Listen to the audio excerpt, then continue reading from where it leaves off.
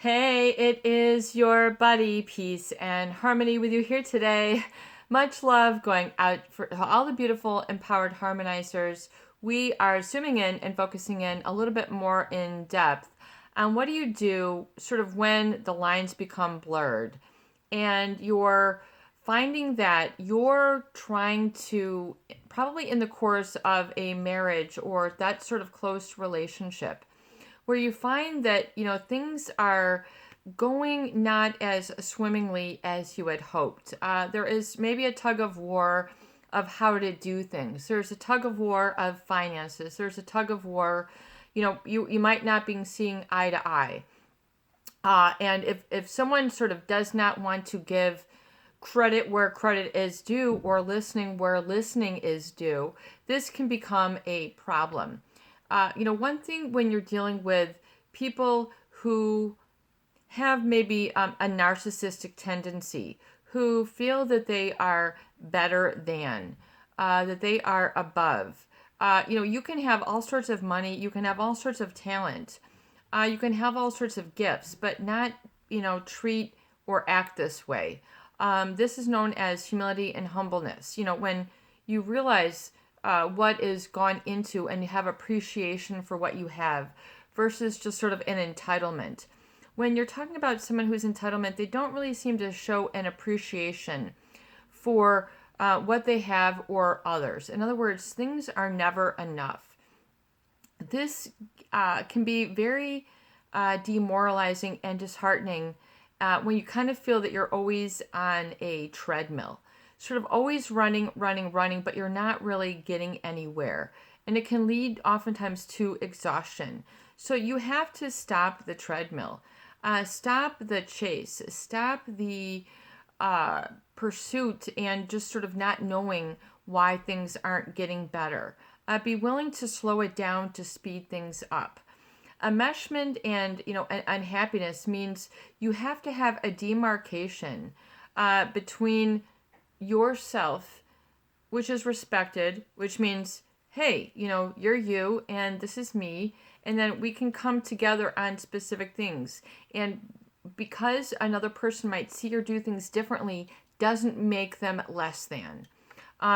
So if you feel it is less than, you have to understand why. Become mindful. If you're if you're feeling that the narcissist or something else is always better than you and you are suffering because of this, look at how maybe you're then giving yourself the underhand, the low hand, and disempowering yourself.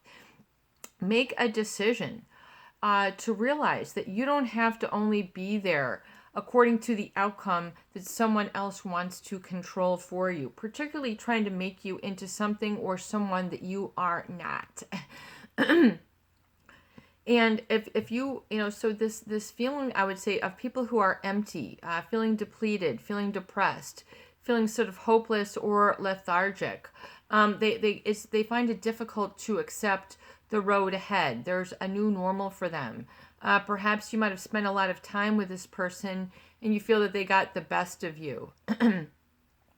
Well, look at where you are right now. You're supposed to be where you are right now.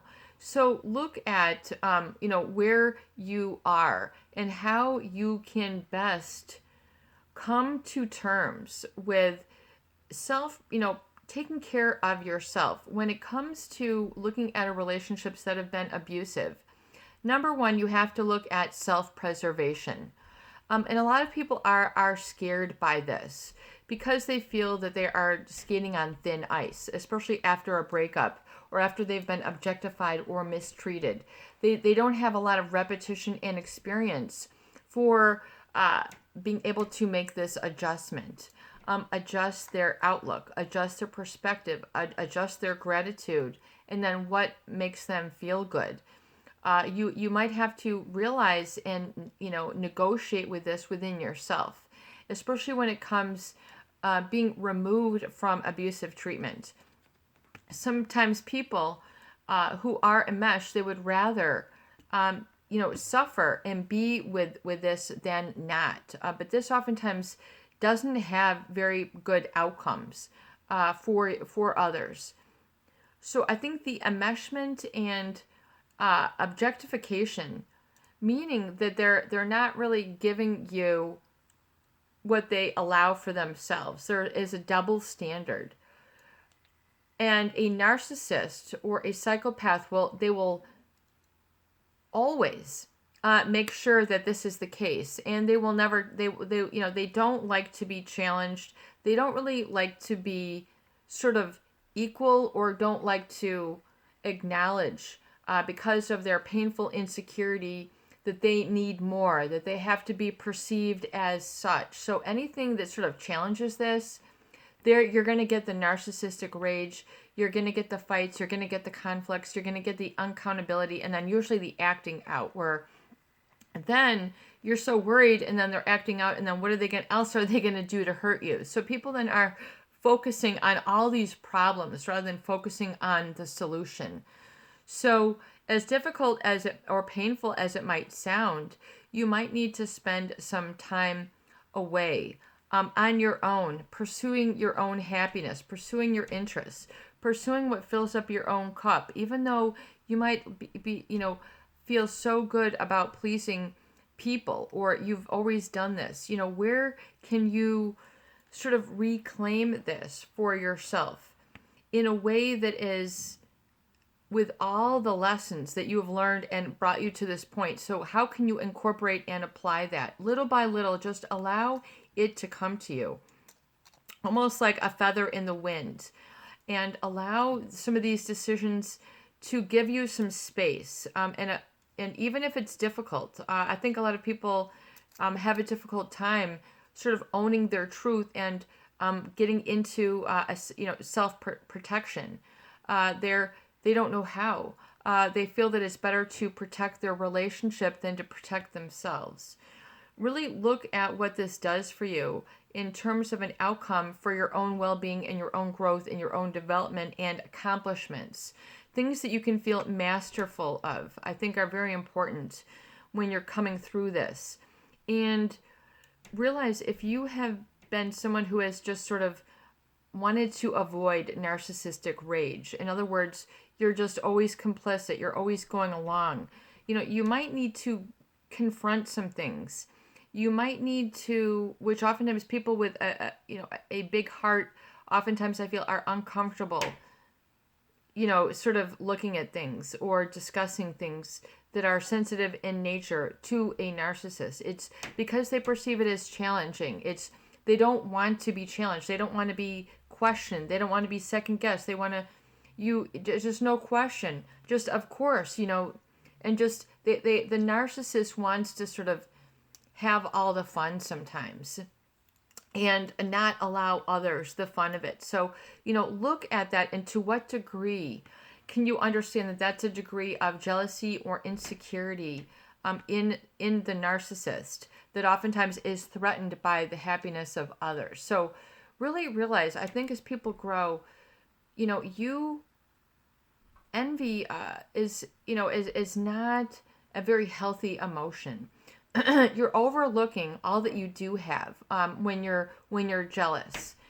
So come back to and own your own strength. Remind yourself of that, even if it is not reflected by some significant person that you are looking for. It is what it is, and it's okay for you to own this yourself. That's what I think really self-esteem is.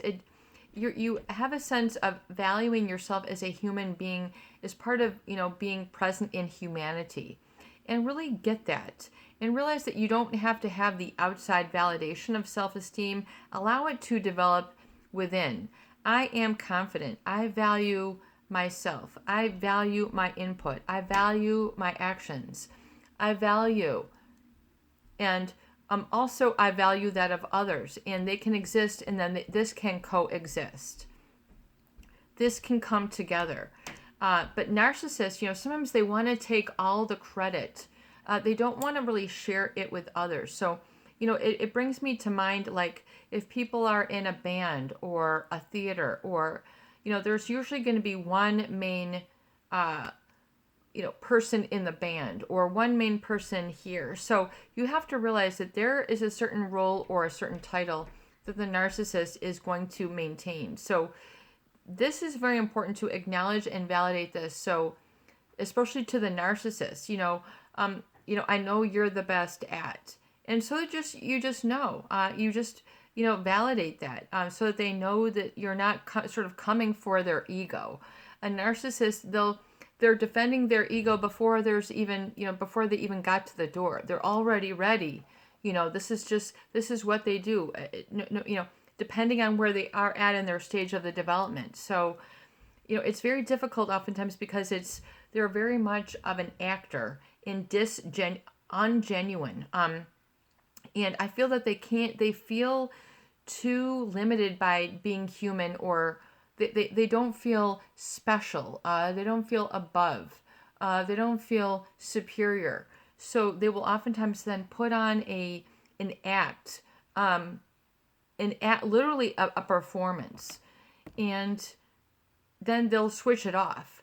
So, meaning a performance of how they treat others. So really be wary. And be wary of what is genuine and solid and up for you. So, in other words, where is progress? Where is it that you want to be? Even if it's just the day, the next week, the next, till the end of the year, where, and then hold that in view. Even if you can for 10 seconds, 20 seconds, 30 seconds, write it down, and then not so invested, but just allow it to be. And don't allow it to make you feel that you're disappointing people by having your own vision. Realize what that is and be willing to embrace that and add and enhance. Meaning, what can you do to further your positive emotions, which are going to be well-being, feeling of pleasure, feeling of joy, feeling of enthusiasm, feeling of comfort, feeling of being soothed, feeling of being getting your act together, being in one piece. So, really validate those B states and try to incorporate a lot more of these into your day, and then see which are really rewarding for you so you can create more and more and manifest more and more of these opportunities and experiences so that you can really fill your own cup and then have a balance, and you're not always worried about being attacked or that sort of because that sort of relationship will really wear people down and you'll never really be able to master that while you're in the relationship. There's just too many issues that will create too much changeability and unreliability within this type of relationship. Unless that person is willing to change, things are going to really continue along that path. So look at where you're being hurt and really understand what self-protection and self-preservation is, and that it doesn't mean isolation. It means feeling safe, being okay, having a vision for your I am beyond that of just being a victim. And that it's okay to do this, and that you won't forget and make the same mistakes as before. Set yourself up for success and don't be afraid of it today. Have a beautiful day.